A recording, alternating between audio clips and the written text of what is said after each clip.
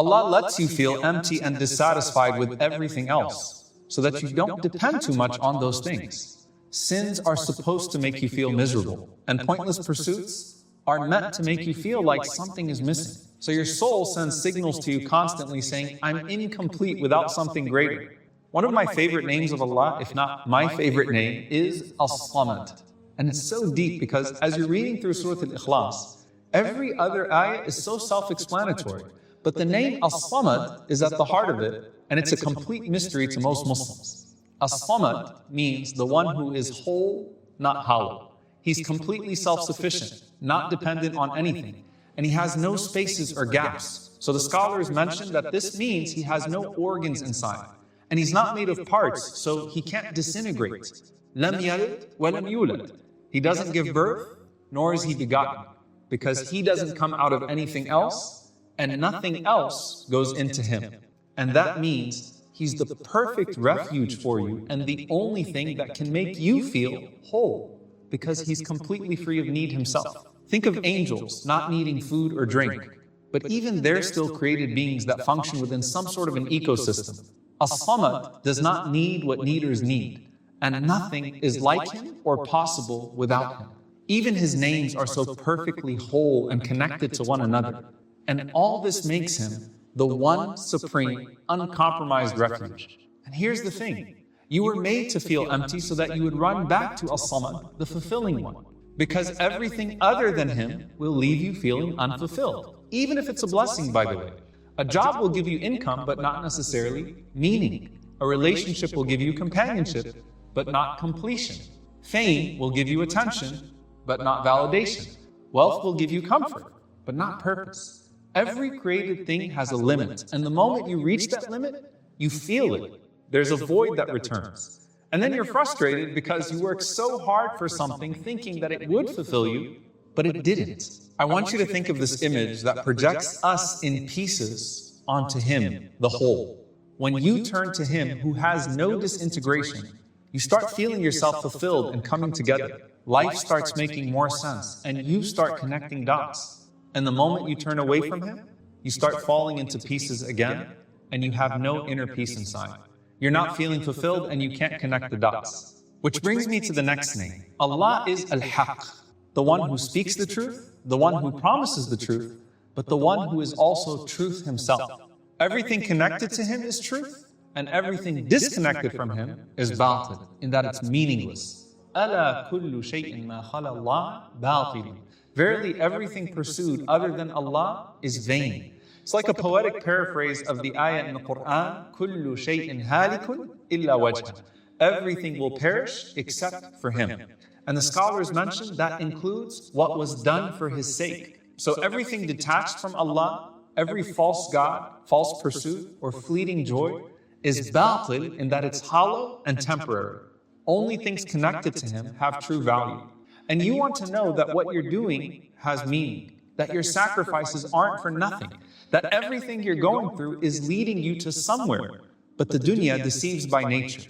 It's a world of false promises. The degree doesn't guarantee purpose, the promotion doesn't guarantee peace, the marriage doesn't guarantee joy. Everything in this dunya tells you initially, I'm enough, and then you realize it really isn't. So Allah promises you no more emptiness, no more meaningless pursuits.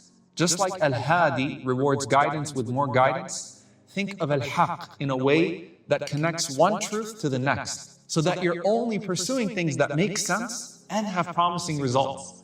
Listen to the hadith of the Prophet ﷺ and think of this like the truth roadmap. Allahumma anta al-haq, wa wa'duka al-haq, wa qawluka al-haq, wa liqa'uka haq, wal jannatu haq, wal naru haq, وَالنَّبِيُّونَ حَقٌّ وَمُحَمَّدٌ صَلَّى اللَّهُ عَلَيْهِ وَسَلَّمَ حَقٌّ. O Allah, You are the truth, and Your promise is truth, and Your word is truth, and Your meeting is truth, and paradise is truth, and the hellfire is truth, and the prophets are truth, and Muhammad sallallahu alaihi wasallam is truth. Okay, follow along. Once you come to know that Allah is true, that He exists and that He's very real and not some abstract idea, but the Creator who brought you here with a purpose, then you trust that His promise is true. Because if He's real, then what He says will happen is also real. And then that means that His word is true. So that means every lesson or story in the Quran is not some myth or metaphor, but it's to point you to an ultimate reality. What's that ultimate reality? It's you being resurrected and standing in front of Al-Haq, where He will ask you about everything you did. And one of the names of the Day of Judgment is Al-Haqqa. And so then that means that His promise of paradise or hellfire after the Day of Judgment is also true. And then that means that what the prophets were saying all along was true. And then they all pointed to the Prophet ﷺ as the prophet to come with a truth that would never be extinguished again. So Muhammad ﷺ was sent in truth. If you notice, every truth unlocks the next truth and then puts steam in your purpose and pursuit. But here's the flip side. The opposite of this is sin. If the reward of a good deed is that Allah allows you to do another good deed and then start connecting dots, then the punishment of a sin is spiritual claustrophobia. You get stuck in sin.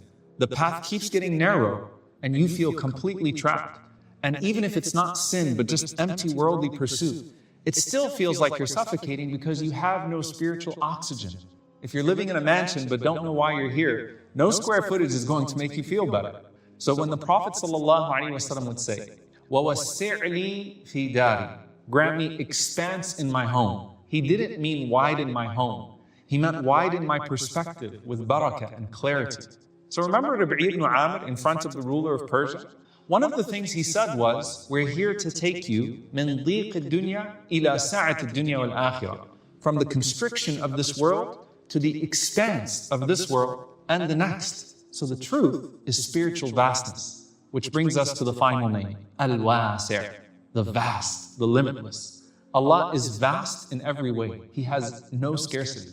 He doesn't run out. The word wus'a in the Arabic language refers to capacity, how much something can hold. And Allah's capacity is infinite. No matter how many people call on Him at once, He hears every single voice. No matter how many people ask Him at once, He doesn't run out of mercy to give us. He also doesn't run out of patience with us. Everything and everyone else runs out. You run out of energy. You run out of patience. You run out of ideas. You get bored with your blessings. And even if you don't, the blessings are limited in some way and eventually expire. But Allah never does. He is the divine expander. And science will even tell you that the universe somehow expands every day. That's Al-Wasi', as Al-Khallaq is still creating. And when you walk to His door, He expands for you. He expands your knowledge so you're connecting it all and seeing what others can't see. He expands your capacity so you can take on bigger tasks that not everyone else can. He expands your blessings in ways that you're always pleased with a little, but you see it as a lot. Life is never dull with Allah because there's always more to pursue of His vastness. And the opposite of someone stuck in the narrow path of sin is someone addicted to the vastness of good. You can't get enough of Him. And He always has more to give you. So a student is never satisfied, nor is a worshiper. But it's not that they're disappointed. It comes from the excitement of knowing that Allah's vast ocean never runs out of pearls for you to collect. And that's another vastness Allah speaks of. The vastness of His revelation. قُلْ لَوْ كَانَ الْبَحْرُ مِدَادًا لِكَلِمَاتِ رَبِّي لَنَفِدَ الْبَحْرُ قَبْلَ أَن تَنْفَذَ كَلِمَاتُ رَبِّي وَلَوْ جِئْنَا بِمِثْلِهِ مَدَدًا.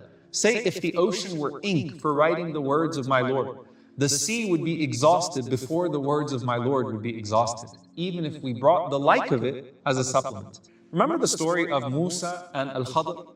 The Prophet ﷺ says that as they boarded a ship, and Al-Khadr is surprising Musa ﷺ with all of his knowledge of Allah's decree that he was trying to grasp for the first time. They board the ship, and a bird lands right on the edge of the ship, and it starts to peck water out of the ocean. Al-Khadr looks to Musa ﷺ and says, Ya Musa, my knowledge and your knowledge, compared to Allah's knowledge, is nothing more than like what this bird just took from the ocean. Now the last thing I'll say about this is that think of how you learn in Ramadan, how restricting yourself actually opens you up to Allah's vastness. That doesn't mean that the truth doesn't come with inconvenience. There's no way around that. Praying Fajr is hard. Lowering your gaze is tough. Giving up interest and usury might mean a financial loss. Wearing hijab might mean standing out in ways that make you uncomfortable. Fasting on a hot day is exhausting. Praying in public or just 5 times a day period is disrupting.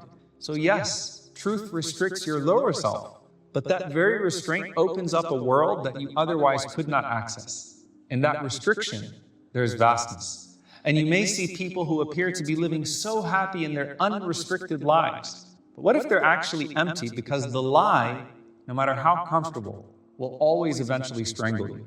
And the truth, no matter how uncomfortable at first, will always open you up. There are people suffocating in their mansions, choked by their wealth, trapped by their liberating sins, and captured by their never fulfilled or never fulfilling desires. Every sacrifice you make for Allah is going to have a higher yield. Everything you give for Him will be given back to you in more. Every restriction is temporary and replaced by a promised permanent reward. That's why the angels say to those who didn't make hijrah, أَلَمْ تَكُنْ أَرْضُ اللَّهِ وَاسِعَةً? Wasn't Allah's earth vast? And the Prophet ﷺ said, the true hijrah is leaving off what Allah forbade. Wasn't the path of Allah expansive enough for you to not fall into that narrow pothole of sin? You don't have to fall into that sin. There's room to move, room to breathe, room to grow. And when you do fall, you simply return back to al-samad for wholeness, to al-haq for meaning, and to al-wasi' for space to grow again. Return after tasting the emptiness of sin. And Allah promises that you'll have a Lord waiting for you to forgive you once again. Ya Samad, the one who needs nothing while everything needs you. Make me whole by depending only on you. Fill the hollowness inside of me until no desire within me competes with your glory. Ya Haqq, make your truth the anchor of my heart and my guiding path to your light. Let every lie I chase collapse before your reality, and every truth I seek lead me to your next promise. Keep me grounded in what endures and turn my eyes away from what deceives. Ya Wasi', expand my heart to hold more gratitude, my patience to endure with more grace, and my vision to see beyond my limits. Let me find expanse